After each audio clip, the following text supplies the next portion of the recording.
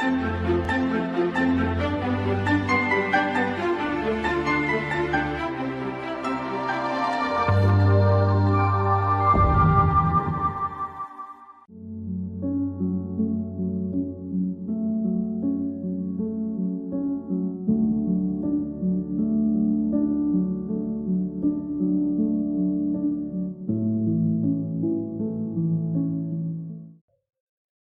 ছাত্রছাত্রীরা, আজকের পাঠ আমাদের হলো সংস্কৃতির বিভিন্ন মাত্রা।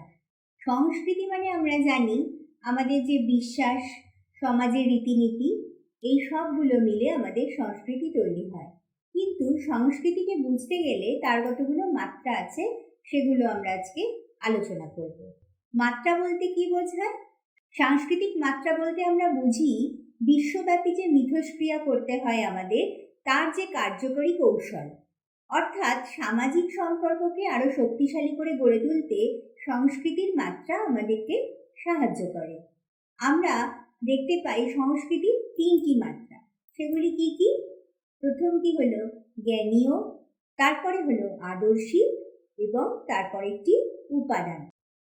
জ্ঞানীয় মাত্রা বলতে কি বোঝায় সেটা এবার আমরা দেখে নেব। জ্ঞানীয় মাত্রা হলো যে কোনো কিছুর যে অর্থ আমাদের কাছে প্রতিভাত হয় কোনো বিষয়ে, সেটা আমাদের একটা মানসিক প্রক্রিয়ার মাধ্যমে আমরা কোনো শব্দের অর্থ বা কোনো প্রতীকের অর্থ ব্যাখ্যা করি। সেই ব্যাখ্যাটিকেই আমরা বলতে পারি জ্ঞানীয় মাত্রা। যেমন আমরা বিভিন্ন কার্টুন দেখি, বিভিন্ন ছবি দেখি, সেই প্রত্যেকটা ছবি কিন্তু আমাদেরকে একটা ধারণা দেয়, কিছু একটা বলে। যেমন ধরো, তোমরা যখন গাড়ি চালাও বা গাড়িতে চেপে চলো কোথাও, তোমরা কি দেখো? ট্রাফিক তিনটে সিগন্যাল আছে, লাল, হলুদ আর সবুজ। এই তিনটে সিগন্যাল, যেই সবুজ হয় আমরা কি জানি এবার চলতে হবে, যেই হলুদ হয় সেটা আমরা বুঝেই যাই আস্তে আস্তে গতি কমাতে হবে, আর যখন লাল হয় সিগন্যালটা আমাদের কিন্তু দাঁড়িয়ে পড়তে হয়। এছাড়া ওই যে এখানে একটা ছবি দেখছো তোমরা, কার্টুন দেখতে তো আমরা সবাই ভালোবাসি। দেখো, ছবিটা নিশ্চয়ই চিনতে পারছো, এটা মুগলি, রাজিয়ার্ড কিপলিং এর লেখা একটি গল্প মুগলি। এই ছবিটা দেখেই তোমরা বুঝতে পারছো একটি বাচ্চা যে জঙ্গলে থাকে, এবং পুরো গল্পটা কিন্তু তোমাদের মনে চলে আসছে। তাহলে দেখো, একটা ছবি বা একটা প্রতীক আমাদের মনে যে একটা ভাব বা মানে সৃষ্টি করে, এটাই আসলে আমাদের সংস্কৃতি জ্ঞানীয় মাত্রা বা কগনিটিভ অ্যাসপেক্ট অফ কালচার। ঠিক আছে? আচ্ছা, এরপরে আমরা দেখে নিই আদর্শিক মাত্রা। এটা কি? এটা হলো নরমেটিভ, যার ইংলিশটা হলো নরমেটিভ। নরমেটিভ বা আদর্শিক মাত্রাটা কি? আদর্শ, নাম থেকেই আমরা বুঝতে পারছি বিভিন্ন নিয়ম, আচার আচরণ, প্রথা, ঐতিহ্য। দেখো, এখানে একটা ছবিতে আমরা কি দেখতে পাচ্ছি? বিভিন্ন সামাজিক স্তরের বিভিন্ন ধর্মীয় বিশ্বাসের মানুষরা এখানে একত্রিত হয়েছেন। এই যে দেখো, তোমরা দেখতে পাচ্ছ একটা ক্রস, এটা দেখেই তোমরা বুঝতে পারছো এটা খ্রিস্টীয় ধর্ম বা খ্রিস্টানিটির প্রতীক। এই দেখো একটা মসজিদ, এটা দেখে তোমরা বুঝতে পারছো মুসলমান ধর্মের একটা ধর্মীয় স্থান। তাহলে এই যে প্রত্যেকটা জিনিস, এগুলো কিন্তু আমাদেরকে একটা ধর্ম আচরণের কথা বলছে, একটা ধর্ম বিশ্বাসের কথা বলছে, এবং প্রত্যেকটা ধর্মের আলাদা আলাদা ধরনের বিশ্বাস, রীতিনীতি এগুলো রয়েছে। এবং সর্বোপরি আমাদের সমাজকে সুষ্ঠুভাবে পরিচালনা করার জন্য কিছু সাধারণ সামাজিক রীতিনীতি, রীতি বা নীতি, যেগুলো ধর্মের ঊর্ধ্বে গিয়ে সবার জন্য প্রযোজ্য, সেগুলো কিন্তু আমাদের এই আদর্শিক মাত্রা, তার মধ্যে আমরা দেখতে পাই। এরপরে আমরা যাব উপাদান মাত্রা। উপাদানটা কি? সংস্কৃতির যেটা বাস্তব দিক, যেটা আমরা কিন্তু ছুঁতে পারি, বিভিন্ন রকমের উপকরণ, সরঞ্জাম, যেগুলো দিয়ে আমরা কিছু প্রস্তুত করি। যেমন ধরো, কলকারখানায় বিভিন্ন যন্ত্রপাতির মাধ্যমে নানান রকম প্রয়োজনীয় জিনিস আমাদের তৈরি হয়। সেই রকমই সংস্কৃতিরও কতগুলো ছুঁয়ে দেখার মতন মেশিন, সরঞ্জাম, উপকরণ যেগুলো রয়েছে, যেগুলো ব্যবহারের মাধ্যমে কিন্তু আমরা নানা রকম সামাজিক কাজকর্ম করতে পারি এবং আমাদের জীবনযাত্রা চলে, যেগুলো না হলে কিন্তু আমাদের জীবনযাত্রা চলে না। দেখো এখানে আমরা এই যে মোবাইল ফোন, কিছু প্রয়োজনীয় জিনিসের আমরা এই যে যেমন ধরো রঙ্গোলি বানানো, রঙ্গোলি বিভিন্ন সময় আমরা বানাই বা আলপনা দিই, সেগুলো দিতে গেলে আমাদের কিছু সরঞ্জাম রয়েছে বা কিছু নিত্য প্রয়োজনীয় যেমন মোবাইল এগুলো বা ব্যাগ, এগুলো আমাদের প্রতিদিনের কাজে লাগে। এই জিনিসগুলো কিন্তু আমাদের সংস্কৃতি অনুসারে আলাদা হয়, প্রত্যেকটি সংস্কৃতির একটা অঙ্গাঙ্গী পার্ট বা অংশ। এরপরে আমরা আলোচনা করব প্রত্যেকটা সংস্কৃতির যে মাত্রা সেগুলোকে একটু ডিটেইলে। প্রথমেই যাই জ্ঞানীয় মাত্রা বা কগনিটিভ ডাইমেনশন। তাহলে আমি কি বললাম, এই যে আমরা তিনটে জিনিস দেখতে পাচ্ছি, জ্ঞানীয় মাত্রা, আদর্শিক মাত্রা এবং উপাদান মাত্রা, এই তিনটের মধ্যে সব থেকে জটিল বা সূক্ষ্ম সেটি হলো সংস্কৃতির এই জ্ঞানীয় মাত্রাটি। কেন জটিল? কারণ এটা তুমি কোথাও লিখিত পাবে না, কোথাও ছুঁতে পারবে না, এটা কিন্তু একটা বোধের বিষয়, ঠিক আছে, যেটা আমাদের পরিবেশ থেকে বিভিন্ন অভিজ্ঞতার মাধ্যমে আমরা তার মানে খুঁজি, মানসিক প্রক্রিয়ার মাধ্যমে এটাকে আমরা কোনো কিছুকে অর্থবহ করে তুলি। যেমন ধরো সমাজে অনেক প্রচলিত ধারণা আছে, রীতিনীতি আছে, যেগুলো আমাদের প্রকাশ পায়, কিন্তু অনেক জিনিস আছে যেগুলো আমরা পুরনো সংস্কৃতি লোকসাহিত্যে পেয়ে থাকি। এই যে জায়গাটা জ্ঞানীয় মাত্রা, এখানে আমরা মূলত দুইভাবে পাই।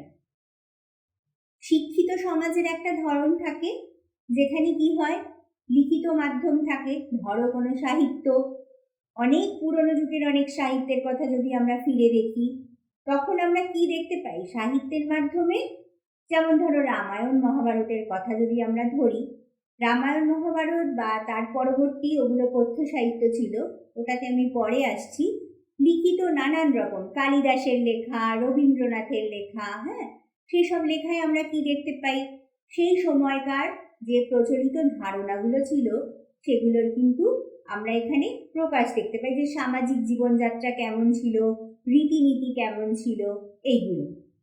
আরেকটা মাধ্যম যেটা আমি বললাম সেটা হচ্ছে কথ্য মাধ্যম। বহু প্রাচীন কাল থেকে কিন্তু কথ্য মাধ্যমটা খুবই জনপ্রিয়।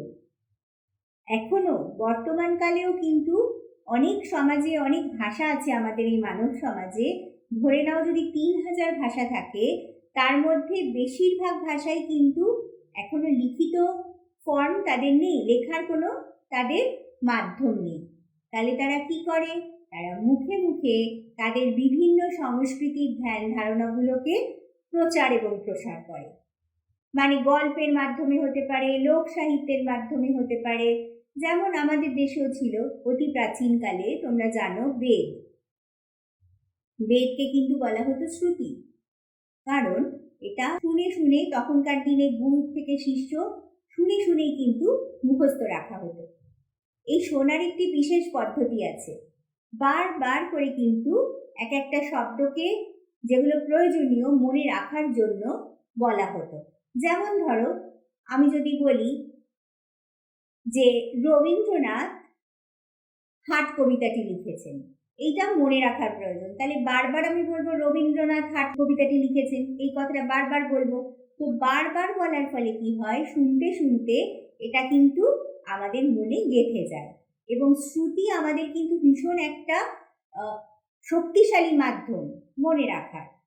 তাছাড়া যদি আমরা আদিবাসী সমাজে যাই, সেখানেও কিন্তু আমাদের বিভিন্ন রকম লৌকিক আচার যেগুলো রয়েছে, যেগুলো আমাদের সংস্কৃতির একটা বিশাল গুরুত্বপূর্ণ দিক, সেটা কিন্তু ওইভাবেই মুখে মুখে বিভিন্ন রীতিনীতির মাধ্যমে প্রচলিত, এবং এইটা কিন্তু জায়গার থেকে এক জায়গা থেকে অন্য জায়গায় মানবিক সংস্কৃতির কিন্তু দিক পরিবর্তন হয়, নানা রকম ধরন ধারণেরও পরিবর্তন হয়।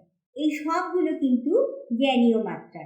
যেহেতু এগুলো আমরা সেইভাবে লিপিবদ্ধ সবসময় যে পাচ্ছি খুব বক্তভাবে, সেটা কিন্তু হচ্ছে না, খুব অব্যক্তভাবে। তাহলে যদি আমরা কোনো সমাজকে জানতে চাই, অন্য কোনো ধরো দেশের সংস্কৃতিকে আমরা জানতে চাই, তাহলে কিন্তু সেই সমাজে কি কি হচ্ছে, সেই যে অব্যক্ত একটা দিক, সেটাও আমাদের বুঝতে হবে। শুধুমাত্র যেগুলো লিপিবদ্ধ আছে সেগুলোই কিন্তু একটা সংস্কৃতি জানার জন্য যথেষ্ট নয়। সেই জন্যই আমরা শুরুতেই বললাম যে এই সংস্কৃতির জ্ঞানীয় মাত্রাটি অতি সূক্ষ্ম। এটাকে কিন্তু অনুধাবন করতে হবে, সবসময় এটা কিন্তু লিপিবদ্ধ থাকছে না। আর সেই অনুধাবনটা যদি আমরা ঠিক করে না করতে পারি, তাহলে কিন্তু আমাদের কাছে জিনিসটার অর্থই থাকবে না, অর্থবহ হবে না। যেমন ধরো একটা কথা আমি বলি, আমরা যখন কাউকে বলি, আমাদের সমাজে কিন্তু ধন্যবাদ বা থ্যাংক ইউ কথাটা বলাটা অতটা চল ছিল না। কিন্তু এখন কি হচ্ছে, এই যে আমাদের একটা আন্তর্দেশীয় সংস্কৃতির আদান প্রদান, সেখানে গিয়ে কিন্তু থ্যাংক ইউ বলাটা এখন যেন কালচারের মধ্যে ঢুকে গেছে। এবং কোনো ভারতীয় যদি থ্যাংক ইউতে অভ্যস্ত না হয়, সে যদি প্রতিদানে ওয়েলকাম এরকম না বলে, তাহলে হয়তো বিদেশি কেউ যে থ্যাংক ইউ বললেন তিনি ভাবতে পারেন এটা আবার কেমন। আমাদের কালচারে কিন্তু আমরা কি করি, নমস্কার করি, কিন্তু বাইরের কালচারে কি হয়, করমর্দন হয়। তাহলে তোমরা দেখতে পাচ্ছ, তাহলে যখন আমি প্রথম কারোর সাথে আমার পরিচিতি হবে, আমি তাকে কিভাবে স্বাগতম জানাবো, সেটাও কিন্তু জ্ঞানীয় মাত্রার একটা দিক। আমি যদি তাকে স্বাগতম তার মতো করে না জানাই, এবং সে যদি আমার কালচারের বা আমার সংস্কৃতির এই জ্ঞানীয় মাত্রাটি সম্পর্কে অবহিত না হয়, তাহলে কিন্তু যোগাযোগের কোথাও একটা অসুবিধা সৃষ্টি হতে পারে। সুতরাং একটা কালচার বা সংস্কৃতিকে বুঝতে গেলে তার কিন্তু জ্ঞানীয় মাত্রা যেহেতু লেখা থাকে না, ওটাকে অনুধাবন করতে হয়, সেটাকে সময় নিয়ে বুঝে আমাদেরকে এগোতে হবে। এরপরে আমরা যেটাতে যাব সেটা হচ্ছে আদর্শিক মাত্রা বা নর্মেটিভ ডাইমেনশন। নর্মেটিভ নামটা থেকেই বোঝা যাচ্ছে নর্মস বা একটা নিয়ম। নিয়মের আবার দুটো দিক আছে, নিয়ম আর কানুন। ঠিক আছে, নিয়মটা কি? নিয়ম হচ্ছে এটা একটা স্থান, কাল, পরিবেশ, পরিবারের কিন্তু আলাদা আলাদা হতে পারে। ধরো উদাহরণস্বরূপ, কোনো পরিবারের নিয়ম আছে বাড়ির প্রত্যেকটি সদস্যকে রাত 10টার মধ্যে বাড়ি ফিরতে হবে। আবার কোনো পরিবার মনে করছে না, এরম নিয়মের কি আছে, কাজকর্ম তো থাকতেই পারে, সে 10টা কেন, তার অনেক রাতও হতে পারে। সুতরাং তাহলে দেখো, এই নিয়ম কিন্তু পরিবার থেকে পরিবারের আলাদা হচ্ছে। তার সাথে সাথে এই যে নিয়মগুলো, মানে সামাজিক নিয়ম এবং পরিবার, আমরা জানি সমাজের একটা ক্ষুদ্র অংশ হচ্ছে পরিবার, কয়েকটি পরিবার মিলে সমাজ গঠিত হয়।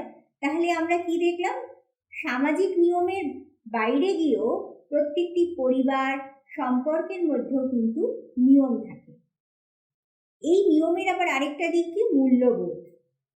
আমার আশপাশের পরিবেশ কেমন, আমার গৃহের বাবা মা বা আত্মীয় স্বজন পরিবার, তাদের মূল্যবোধ কিন্তু আসলে শিশুকাল থেকে একজন ব্যক্তির মূল্যবোধ তৈরি করতে সাহায্য করে। ঠিক আছে, তাহলে এই মূল্যবোধ দ্বারা কিন্তু আমরা আমাদের জীবনকে চালিত করি। এবং আরেকটা কি, চাহিদা। নানান রকম নর্মেটিভ ফিল্ডে আমরা দেখতে পাই যে মানুষের নানান রকম চাহিদা থাকে, সেই চাহিদাগুলো কিন্তু আমাদের সামাজিক এই যে নিয়ম রীতি, সেগুলো দিয়ে নিয়ন্ত্রিত হয়। আরেকটা কি, সামাজিক ব্যবহার নিয়ন্ত্রণের মাধ্যমে এবং সামাজিকীকরণের মাধ্যমে এই নিয়মগুলো কিন্তু আমরা আস্তে আস্তে আত্মস্থ করি। তাহলে আমরা যখন শিশু হিসেবে জন্মাই, আমরা কিন্তু এত নিয়মকানুন শিখে আসি না। আস্তে আস্তে পরিবারের সাথে, সমাজের সাথে, পরিবারের পরে আমরা কোথায় যাই, আমরা স্কুল কলেজে যাই। স্কুল কলেজে গেলে কি হয়, তুমি তোমার ইচ্ছে মতো টিফিনও খেতে পারবে না, যখন ঠিক টিফিনের টাইম হবে তখনই খেতে পারবে। মানে তুমি আস্তে আস্তে কিন্তু বুঝে যাচ্ছ এগুলো নিয়ম। এবং বিদ্যালয়ে যাওয়ার সময় তোমাকে যথাযথ ড্রেস বা ইউনিফর্ম পরে যেতে হবে। তাহলে দেখো, আমরা আস্তে আস্তে একটা অনুশাসনের মধ্যে যাচ্ছি। আদর্শিক মাত্রা কিন্তু আমাদের এই অনুশাসনকে শেখায়। তাহলে যেটা আমি বললাম নিয়ম, সেটা পারিবারিক নিয়ম যেটা, সেটা কিন্তু আলাদা আলাদাও হতে পারে। কিন্তু কিছু কিছু সামাজিক নিয়ম থাকে যেটাকে আমরা আইনি শিলমোহর দেওয়া বা সরকার স্বীকৃতি যখন সেটা হয়, সেটা কিন্তু ল বা আইনে পরিণত হয়। কানুন যেটাকে আমরা বলি, ধরো তুমি কারোর বাড়িতে গিয়ে কিছু একটা চুরি করলে, সে তুমি যে ধর্মাবলম্বী হও, যাই হও, সবার জন্য কিন্তু চুরির শাস্তি একই। আমাদের ভারতবর্ষে সকলের জন্য চুরির শাস্তি কিন্তু এক। আবার দেশ নির্বিশেষে এই শাস্তি কিন্তু আলাদা হবে। শাস্তি আছে, আইন সব দেশেই আছে, কিন্তু তার প্রয়োগ বা শাস্তি কিভাবে হবে সেটা আবার কিন্তু আলাদা আলাদা হয়। আরেকটা জিনিস বলি, যেমন ধরো বিয়ে, এটা একটা সোশ্যাল কাস্টম। বিয়েটা একটা সামাজিক নিয়ম, সামাজিক একটা ইনস্টিটিউশন বা একটা পরিকল্পনা করে আমাদের বিয়ে হয় সবার। কারণ বিয়েটা মানে কি, যে একটা পরিবার, একজন পরিবারের সঙ্গে দুটো পরিবার সংযুক্ত হচ্ছে। শুধু দুটো পরিবার নয়, তারপর আস্তে আস্তে পরিচিতি বাড়ে। তাহলে এই যে আমাদের বললাম পারিবারিক নিয়ম, এখানে কিন্তু ধর্মীয় ব্যাপারটাও চলে আসে। এক একটা ধর্মের ক্ষেত্রে বিয়ে বলো বা মৃত্যুর পরে যে অনুষ্ঠানগুলো হয়, ধর্মীয় অনুষ্ঠানগুলো হয়, শিশুর জন্মের পরে যে ধর্মীয় অনুষ্ঠানগুলো হয়, সেগুলো কিন্তু ধর্ম অনুসারে আলাদা আলাদা হয়। তাহলে নিয়ম হচ্ছে বিভিন্ন সমাজের, বিভিন্ন সম্প্রদায়, বিভিন্ন ধর্মের, বিভিন্ন পরিবারের আলাদা হতে পারে, কিন্তু কানুন বা আইন সেটা কিন্তু বিভিন্ন দেশে বা একটা নির্দিষ্ট দেশে সবার জন্য এক। সেখানে কিন্তু জাতি, ধর্ম, বর্ণ, অর্থ কিছুই দেখা হবে না। সে বড়লোকই হোক আর গরিবই হোক, সে যদি কোনো অপরাধ করে তাহলে আইনের চোখে কিন্তু তার সকলের শাস্তি একইভাবে হয়। ঠিক আছে, তাহলে এটা আমাদের নর্মেটিভ ডাইমেনশন বা আদর্শগত দিক সংস্কৃতি। এরপরে আমরা আসি উপাদানগত দিক। উপাদানটা মানে কি, যেটা আমরা ছুঁতে পারি, যে জিনিসটাকে ছুঁতে পারি, দেখতে পারি, ব্যবহার করতে পারি, এটাকে বলা হয় ইংলিশে ট্যাঞ্জিবল। ঠিক আছে, যেটা আমাদের স্পর্শের দ্বারা আমরা অনুভব করতে পারি। এইবারে এই উপাদান বলতে গেলে যেটা আমাদের সব থেকে আগে মনে আসে সেটা কি বলতো? একদম ঠিক, মোবাইল ফোন। মোবাইল ছাড়া কিন্তু জীবন চলে না। এটা শহর বলো কি গ্রাম বলো, আমাদের এখন ইন্টারনেটের থ্রু আমরা কিন্তু সমস্ত কিছু করতে পারি।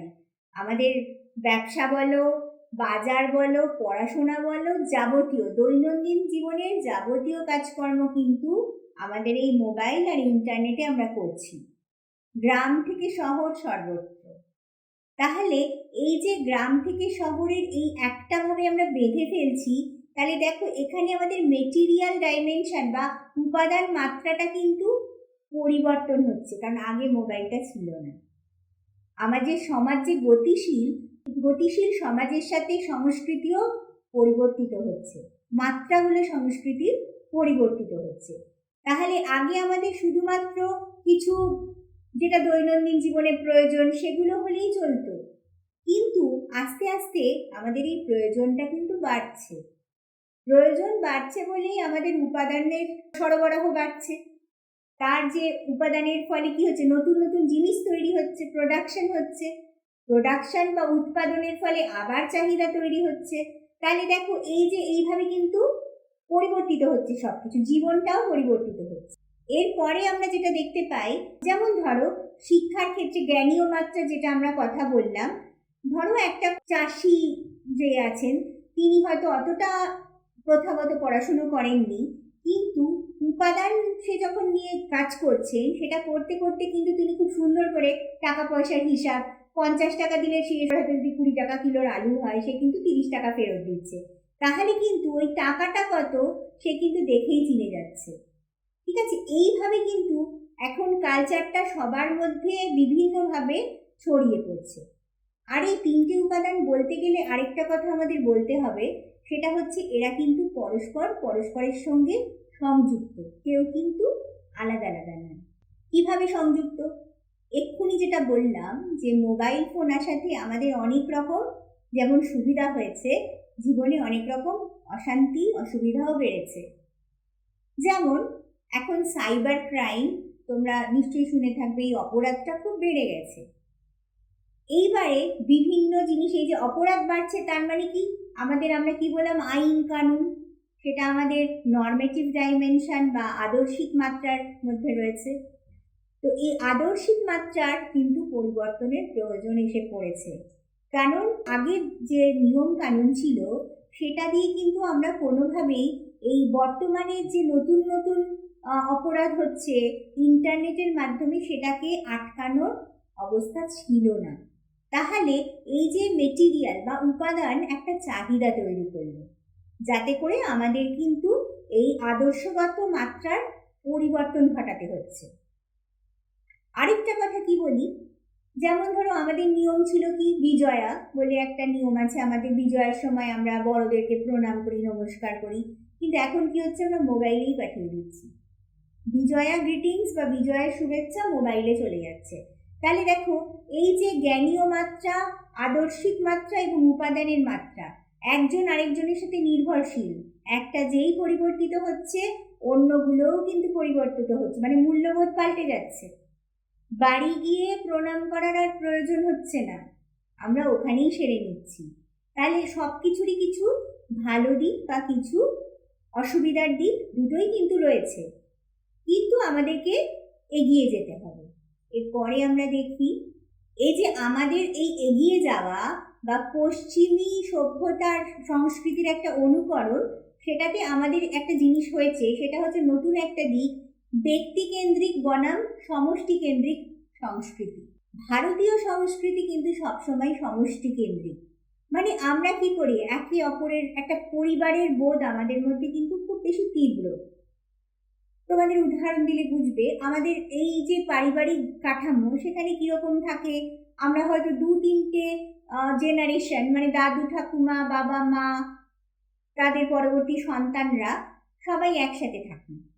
কিন্তু বাইরের দেশে পশ্চিমী সংস্কৃতিতে কি হয়, তারা একটা বয়সের পরে 18 বছর হলে ছেলে মেয়েদেরকে আলাদা করে দেন, বাবা মা ছেলে মেয়ে আলাদা থাকে, কারণ সেখানে ইন্ডিভিজুয়ালিজম বা ব্যক্তিকেন্দ্রিক সংস্কৃতিটা খুব প্রধান।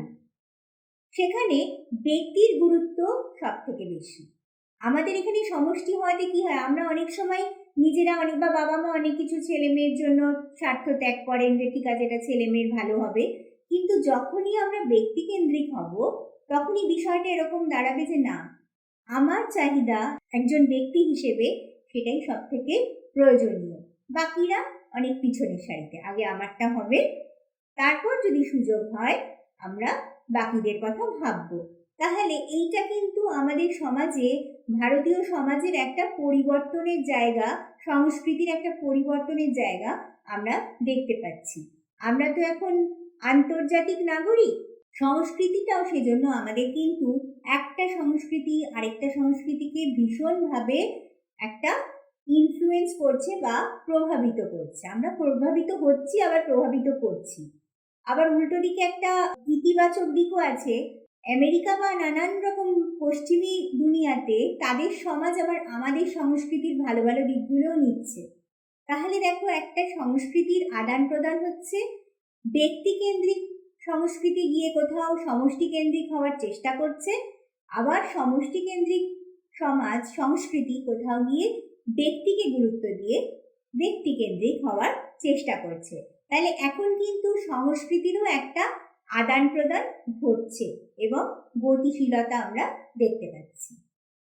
আরেকটি গুরুত্বপূর্ণ বিষয় হচ্ছে সংস্কৃতির সঙ্গে লিঙ্গের ধারণা, জেন্ডার কনসেপ্ট। ঠিক আছে, আমরা এই ব্যাপারটা বুঝতে গেলে একটু জানতে হবে যে পুরুষত্ব এবং নারীত্ব, মানুষ যখন জন্মায় তার বায়োলজিক্যাল বা তার যে শারীরবৃত্তীয়ভাবে সে ছেলে অথবা মেয়ে হিসেবে সাধারণত জন্মায়, কিন্তু আমাদের সমাজ এবং সংস্কৃতি মানুষের এই পুরুষদের এবং নারীদের কিছু কাজ নির্দিষ্ট করে দেয়।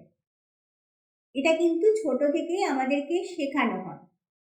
বইতে ছবি দেওয়া থাকে কি, মা রান্না করছেন, বাবা বাজারে যাচ্ছেন, তাহলে অ্যাসিফ বলেই দেওয়া হয় মা রান্নাঘরেই সীমাবদ্ধ এবং বাবা বাইরের কাজ করবেন। এই যে জিনিসটা, এটা কিন্তু কে কোন কাজ করবে এটা কিন্তু সমাজ ঠিক করে দিচ্ছে। তাহলে যখনই আমরা জেন্ডার বা লিঙ্গের ধারণায় যাব, সেখানে কিন্তু সংস্কৃতি খুব একটা গুরুত্বপূর্ণ। আমরা জানি মাতৃতান্ত্রিক এবং পিতৃতান্ত্রিক সমাজ, মাতৃতান্ত্রিক সমাজে কি হচ্ছে সংস্কৃতির ক্ষেত্রে, সেখানে মায়ের বাড়িতে বিয়ের পরে বাবা চলে আসছেন, মানে দুজনের বিয়ে হলে মেয়ের বাড়িতে ছেলে চলে আসে, মেয়ের সম্পত্তি ছেলেরা পায়, মানে হাজবেন্ড পায়, এইভাবে চলে। আর বেশিটাই পিতৃতান্ত্রিক, সেখানে পুরুষের প্রাধান্য বা আধিক্য বেশি, তার বাড়িতেই বিয়ে হয়ে মেয়ে চলে আসে। তাহলে এইভাবে দেখো কে কিভাবে বিয়েটা করবে এবং কিভাবে তাদের জীবনটা কাটবে সেটা কিন্তু সমাজ বা সংস্কৃতি নির্ধারণ করে দিচ্ছে। তাছাড়া পৌরুষত্ব বলতে আমাদের সাংস্কৃতিক কিছু বিশেষ বিশেষ আমরা কথা পুরুষদের নিয়ে বলি বা মেয়েদের নিয়ে বলি। যেমন পৌরুষত্ব বা পুরুষ হলে সে কি হবে, খুব আগ্রাসী হবে, পুরুষরা কাঁদবে না, কারণ আমরা বলিনি এই কাঁদছিস কেন, তুই কি মেয়ে। তো এই যে কথাটা বলা, অ্যাজ ইফ পুরুষদের ইমোশন নেই, তাদের কোনো প্রক্ষোভের প্রকাশের দরকার নেই, তারা কাঁদবে না। পুরুষরা খুব প্রতিযোগিতামূলক মনোভাবাপন্ন হবে, তারা খুব প্রভাবশালী হবে, সব কিছুকে তারা নিয়ন্ত্রণ করবে, পরিবারকে নেতৃত্ব দান তাদের কাজ, এবং তারা কি করবে সব কিছুকে দেখাশোনা, মানে টাকা পয়সা বা পরিবারের নিয়ম কানুন রক্ষার দায়িত্ব যেন পুরুষদের। আর মহিলাদের ক্ষেত্রে আমরা কি দেখি, মহিলাদের ক্ষেত্রে আমরা দেখি তারা খুব নমনীয় হবে, তারা খুব সহযোগিতাপূর্ণ হবে, তারা ব্যক্তিকে ছেড়ে সমষ্টির কথা ভাববে, মানে মহিলা ব্যক্তি হিসেবে তার চাহিদাকে পিছনে রেখে পরিবারের সকলের কথা ভাববে, সমাজ কি বলছে সেগুলো ভাববে। তাহলে এর থেকে আমরা বুঝতে পারি সংস্কৃতির ক্ষেত্রেও কিন্তু লিঙ্গের ধারণা সেটা কি হবে সেটাও নিয়ন্ত্রিত হয়। কিন্তু আজকে যখন আমরা এটাও দেখতে পাচ্ছি যে বিশেষত শহরাঞ্চলে, এখন গ্রামেও হচ্ছে, সবাই মহিলারাও কিন্তু কাজে এগিয়ে আসছেন। আমি যখন জ্ঞানীয় মাত্রা নিয়ে আলোচনা করছিলাম সেখানে আমি বলছিলাম যে আমাদের কিন্তু যখন কোনো বই, আমরা যখন কোনো সাহিত্য পড়ি তখন সেই সাহিত্যের মাধ্যমে সেই সময়কার বা তৎকালীন সামাজিক চিত্র এবং সংস্কৃতির একটা পরিবেশ আমাদের সামনে ফুটে ওঠে। উদাহরণস্বরূপ বলা যেতে পারে রবীন্দ্রনাথের চোখের বাণী। এখন আমরা কি করি, ইংরেজি স্কুলে পড়ার একটা খুব প্রবণতা, ইংরেজি শেখার আমাদের একটা স্বাভাবিকভাবেই আমরা ইংরেজিটাকে মেনে নিই ভাষা হিসেবে। কিন্তু তখন বলা হতো ইংরেজি শিখলেই তার জীবনে, মেয়েরা যদি ইংরেজি শেখে তার জীবনে চরম বিপদ নেমে আসবে, কারণ ইংরেজি শিখলেই সে খুব খারাপ হবে, সে বিধবা হবে এবং খুব খারাপ তার জীবনে অভিশাপ নেমে আসবে। এবং নারীরা যে চাকরি করতে যাবে, এটা রবীন্দ্রনাথ কেন, এখন থেকে 50 বছর আগেও কিন্তু খুব প্রচলিত ছিল না, সেটাকে খুব খারাপ চোখে দেখা হতো। তাহলে এই যে জায়গাগুলো দেখো আস্তে আস্তে কিন্তু, মানে নারীরা সবসময় ঘরের চার দেয়ালে আবদ্ধ থাকবে, এটাই ছিল ফেমিনিটি বা মহিলা হওয়ার একটা রোল, বা তার কাজটা এইভাবে সমাজ নির্ধারিত করে দিত।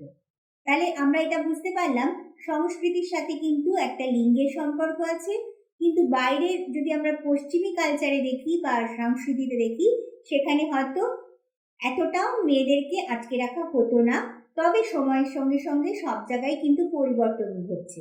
এটা আবারও প্রমাণ করে যে এই যে আমাদের লিঙ্গের ধারণা সেটা সংস্কৃতি দ্বারা নির্ধারিত এবং এটা কিন্তু গতিশীল, সময়ের সাথে সাথে পরিবর্তন হয়। এবার আমরা দেখব যে সংস্কৃতির যে মাত্রাগুলো বিভিন্নভাবে প্রয়োগ করতে পারি, সংস্কৃতির মাত্রার প্রয়োগ। প্রথমেই হচ্ছে যোগাযোগ বা কমিউনিকেশন। তাহলে এটা কি হবে যে আমরা কিভাবে কমিউনিকেশন বা যোগাযোগ করব সেটা কিন্তু আমাদের যে সংস্কৃতি তার উপর নির্ভরশীল। কিরকম, আমি কোথাও কাউকে ফোন করলাম, কথা বলছি ফোনে বা সামনে, আমি তাকে সুপ্রভাত বলবো না গুড মর্নিং বলবো না প্রণাম করব, এগুলো কিন্তু বিভিন্ন সংস্কৃতি অনুসারে আমরা করে থাকি। তাহলে এবং কিভাবে কথা বলবো, তাকে আপনি বলবো না তুমি বলবো না তুই বলবো, যেরকম ইংলিশের ক্ষেত্রে সবটাই ইউ, কিন্তু বাংলার ক্ষেত্রে আমাদের আপনি তুমি বা তুই এরকম নানাবিধ সম্বোধনের উপায় রয়েছে। এরপরে যেটা রয়েছে নেগোসিয়েশন বা আলোচনা।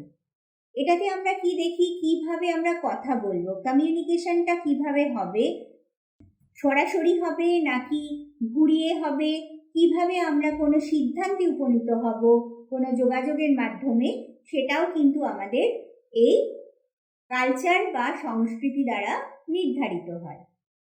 তারপর বললাম যে নেতৃত্বদান। নেতৃত্বদান হচ্ছে একটা ধরন যেটা কিন্তু আমাদেরকে শক্তিশালী করে তোলে, এবং আগে যেটা ধরা হতো নেতৃত্ব শুধুমাত্র পুরুষরাই দিতে পারে, এখন কিন্তু সেই জায়গাটা থেকে আমরা বেরিয়ে আসছি। আমাদের যে সংস্কৃতির পরিবর্তন হচ্ছে সেটা থেকে আমরা বুঝতে পারছি নেতৃত্বদান যে কেউ দিতে পারে, কারণ এটা একটা গুণ, এটা কোনো লিঙ্গ দ্বারা আমরা আটকাতে পারি না। তারপরে হচ্ছে দলগত কাজ।